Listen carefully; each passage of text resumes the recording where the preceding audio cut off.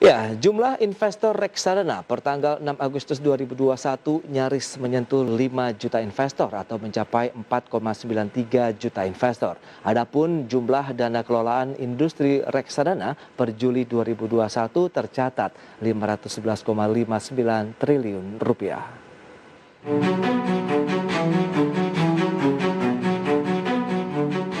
Data Kustodian Sentral Efek Indonesia atau KSE menyebut jumlah investor reksadana per 6 Agustus 2021 mengalami lonjakan hingga 55% dibandingkan tahun 2020 menjadi 4,93 juta orang atau hampir menyentuh 5 juta investor.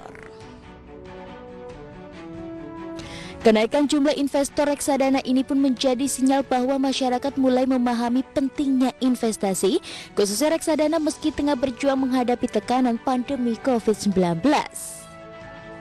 Bahkan pandemi justru menambah berkah tersendiri bagi industri reksadana sehingga mengalami lonjakan lebih dari 4 kali lipat sejak tahun 2018. Jumlah investor reksadana di tahun 2018 tercatat 995.510 investor, kemudian di tahun 2019 tercatat 1,77 juta investor, dan jumlah investor reksadana terus bertambah di tahun berikutnya menjadi 3,17 investor. Sementara hingga pertengahan tahun ini sudah 4,93 juta investor.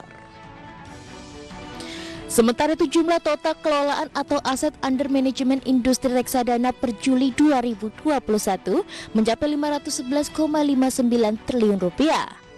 Jumlah tersebut mengalami kenaikan sekitar 0,20% dibandingkan dengan bulan Juni sebesar 510,33 triliun rupiah. Sedangkan jika dibandingkan dengan jumlah dana kelolaan di awal tahun 2021 mengalami penurunan sebesar 7,56%. Lantas apakah kondisi pandemi COVID-19 yang masih belum pasti akan berakhir akan menjadi pendorong kenaikan dana kelolaan reksadana? Simak pembahasan lengkapnya sesaat lagi. Berbagai sumber IDX Channel.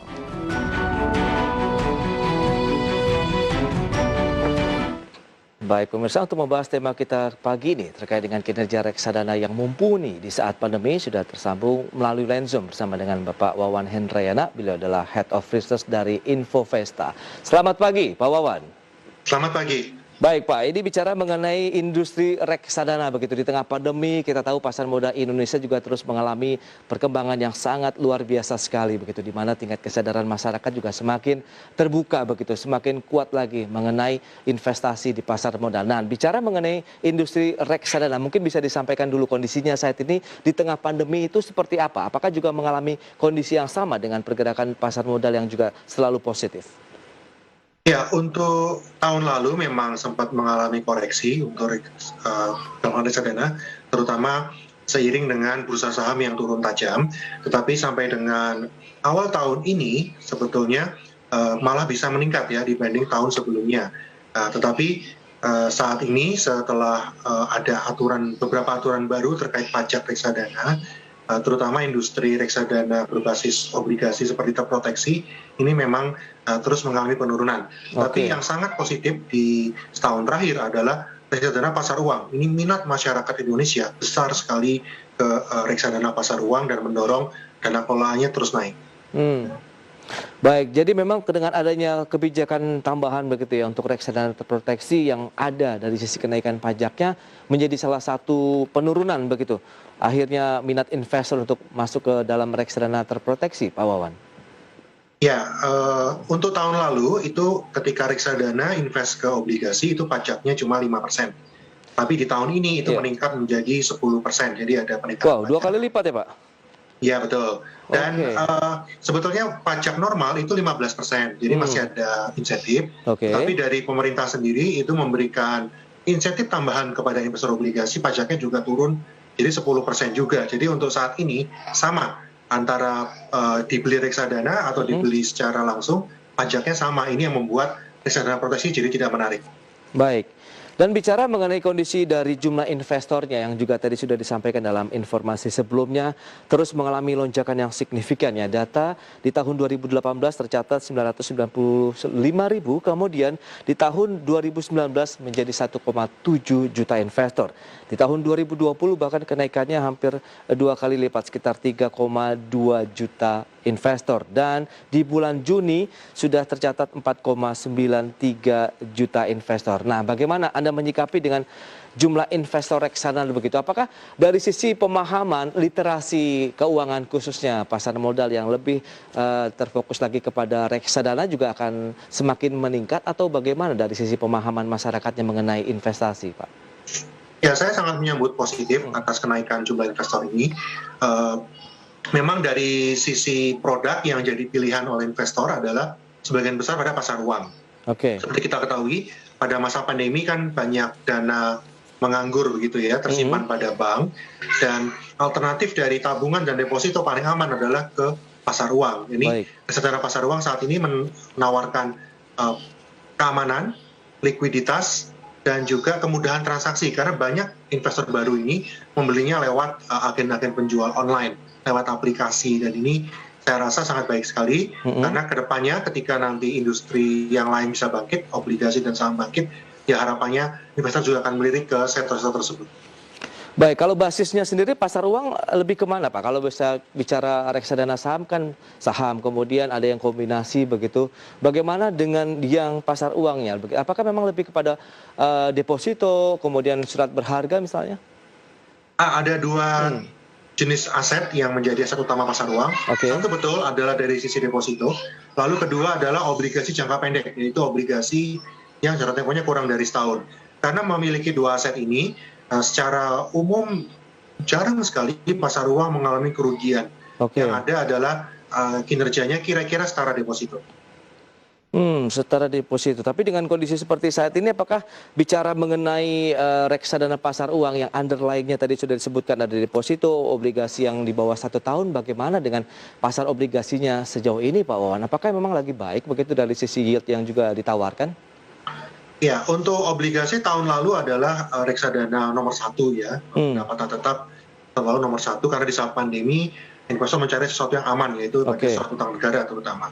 Tahun ini di awal tahun itu sempat ada kekhawatiran bahwa di Amerika Serikat akan ada satu adalah tapering atau pengurangan stimulus, lalu kedua adalah suku bunga naik. Jadi di sekitar bulan Maret April harga-harga obligasi turun tajam, yield obligasi 10 tahun sempat ke 6,7%. Tapi di 3 bulan terakhir setelah kekhawatiran Amerika suku bunga naik tidak ada di tahun ini, itu terus naik terus harganya. Saat ini yield 10 tahun sudah 6,2, dan kalau kita bicara 3 bulan terakhir, pendapatan tetap yang returnnya paling baik. Oh, pendapatan tetap yang masih oke ya, masih cemerlang begitu ya. Kita akan bahas lebih jauh lagi bagaimana dengan kinerja reksadana di segmen berikutnya, Pak Wawan. Kita akan jeda dulu sebentar, dan pemirsa, kami akan segera kembali sesaat lagi.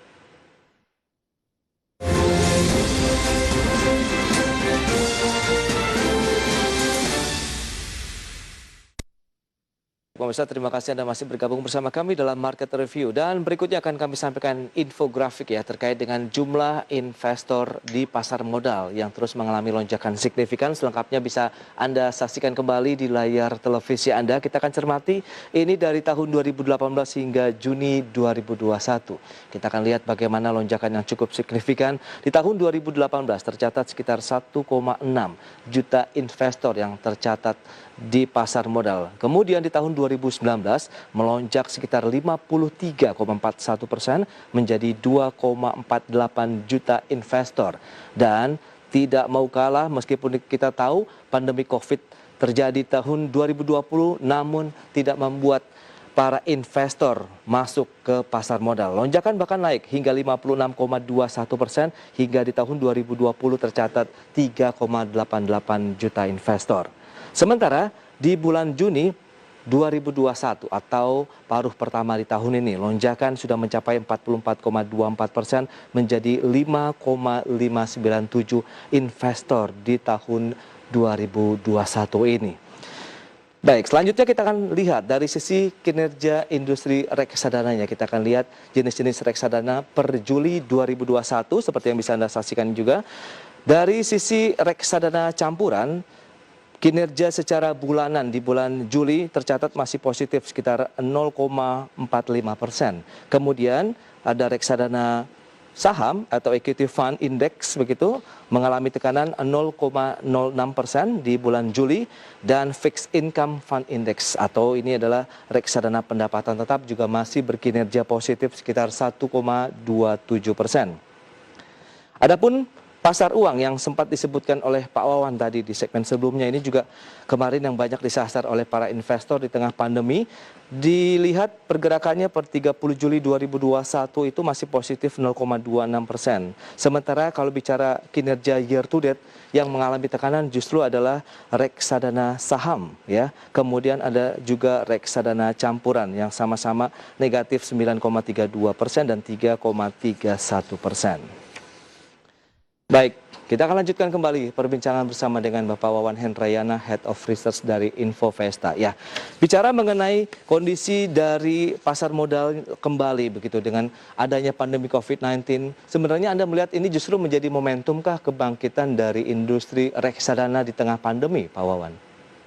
Ya, saya melihat ya ini blessing in disguise ya ketika terjadi pandemi dan masyarakat terbatas aktivitasnya, duitnya banyak yang nganggur. Ini memang menjadi momentum untuk masyarakat mulai belajar tentang investasi, dan mereka memulainya dengan masuk ke reksadana pasar uang. Baik. Jadi secara kinerja memang pasar uang cukup baik, dalam artian setara dengan deposito. Di tahun ini pun secara year to date masih salah satu yang paling baik, dan liquid. Jadi sewaktu-waktu masyarakat di kala pandemi ini membutuhkan pendanaan, bisa langsung dicairkan paling lama T+1. Jadi cocok sekali ini sebagai tempat parkir dana ketika pandemi. Baik, di sisi jumlah investor pasar modal yang terus bertambah, tapi kita lihat kinerja reksadananya yang berbasis saham dari awal tahun sampai dengan pergerakan di Juli atau year to date kok justru melemah nih 9%. Ada apa, Pak Wawan? Ya, meskipun IHSG-nya kita positif ya, sekitar 2%-an sampai dengan Juli, tapi kalau kita lihat indeks-indeks utama, LQ45, yang merupakan kumpulan 45 saham paling liquid, lalu IDX 30, Kompas 100, semuanya itu negatif. Rata-rata negatifnya 10-11%.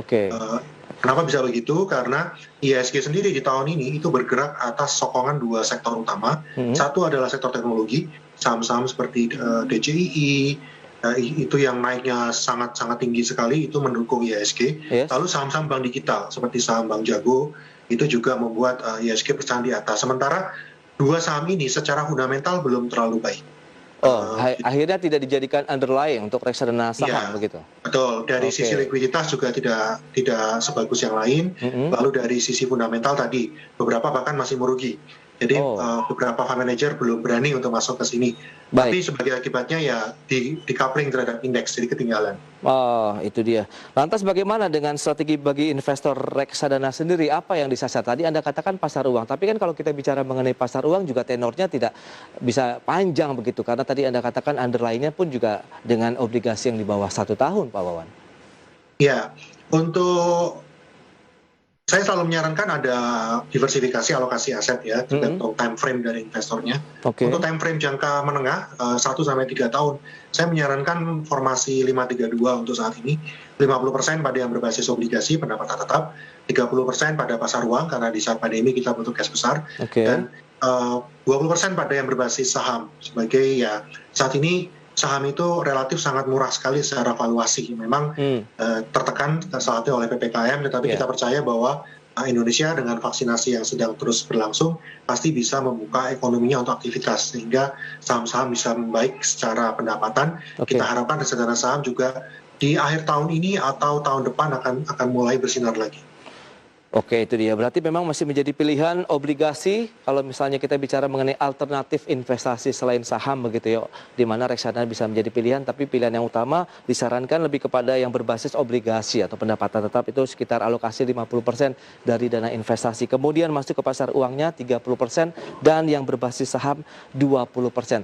Tapi juga melihat perkembangan dari indeks harga saham gabungan, kondisi makroekonomi kita tahu juga masih berjuang mengatasi pandemi COVID-19. Anda melihat bagaimana bagaimana sih peluang investasi di reksadana sendiri ke depannya? Paling tidak di paruh pertama dengan lonjakan-lonjakan juga dari pasien positif, kemudian juga dengan jumlahnya yang justru bertambah dari investor reksadana, apakah ini bisa dikatakan ya bisa beriring sejalan begitu dengan kondisi COVID, kemudian kinerjanya juga semakin mumpuni untuk reksadana, Pak Wawan?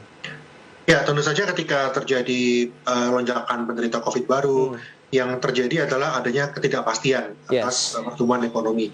Di saat seperti itu, tentunya instrumen yang memberikan imbal hasil yang pasti, itulah yang dicari, yang lebih optimal.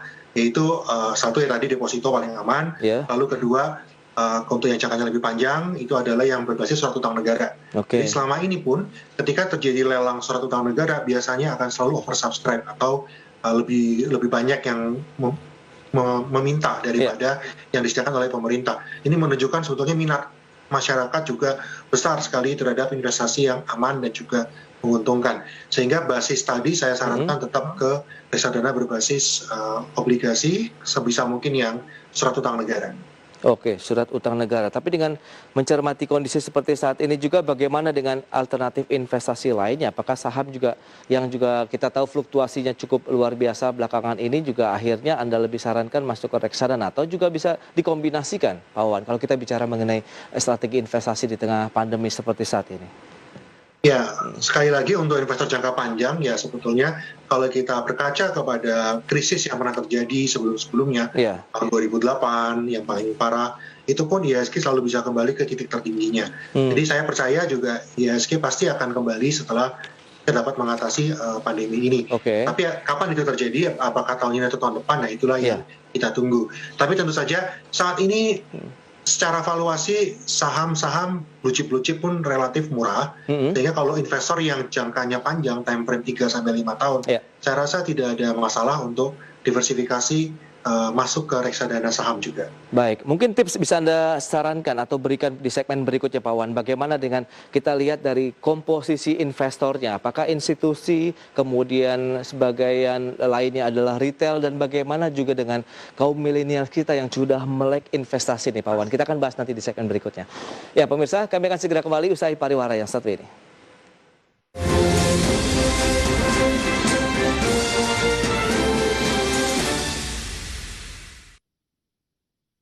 Ya, Anda masih menyaksikan Market Opening dan kita kembali bersambung bersama dengan Bapak Wawan Hendrayana, Head of Research dari Infovesta. Pak Wawan, kita akan lanjutkan kembali. Ini bicara mengenai dunia investasi di tanah air yang juga terus menunjukkan perkembangan yang positif. Tidak hanya pasar modal, kemudian yang bicara real investasinya, FDI atau Foreign Direct Investment juga terus mengalami lonjakan. Sementara di pasar modal salah satunya adalah reksadana juga mengalami lonjakan yang signifikan.